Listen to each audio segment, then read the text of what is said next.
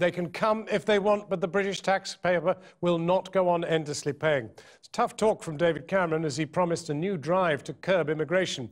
He wants the NHS to be stricter about charging non-European immigrants for healthcare. And Eastern European migrants could see benefits cut off after 6 months without work. But Downing Street will not say exactly how many migrants will be affected by the changes or indeed when they'll come into effect. Here's our business correspondent, Sarah Smith.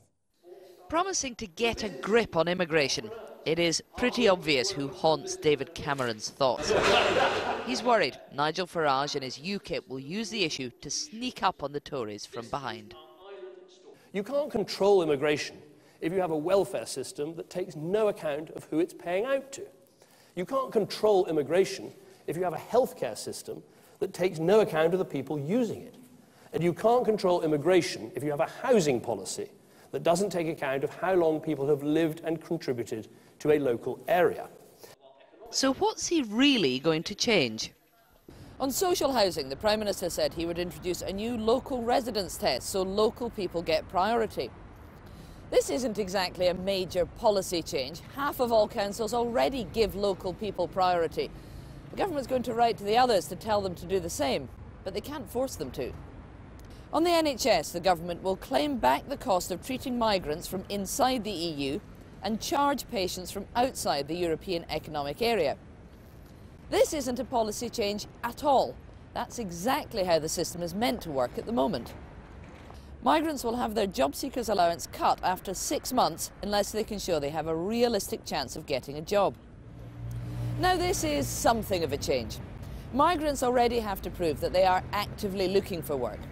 The test that they have a realistic chance of succeeding, that's the most significant change the Prime Minister announced today. Ed Miliband. The Labour leader has already apologised for his party's record on immigration. They too want to sound tough on a topic they know voters care about. I don't think anybody should get something for nothing. That's a fundamental principle of British society. But I'm not sure whether the Prime Minister today has really looked at the detail, because I mean, he doesn't normally look at the detail, and I suspect he may actually just be announcing what is already the policy. I would try something away. Since UKIP got a taste of near success in the Eastleigh by-election, politicians from all parties have been talking about the price of allowing too many migrants into the UK. But what does immigration really cost?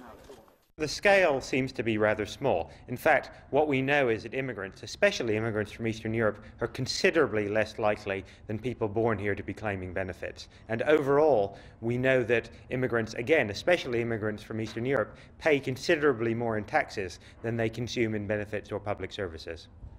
Until recently, mainstream politicians didn't like talking about immigration. Now they all have to have something to say. But what did the PM tell us today?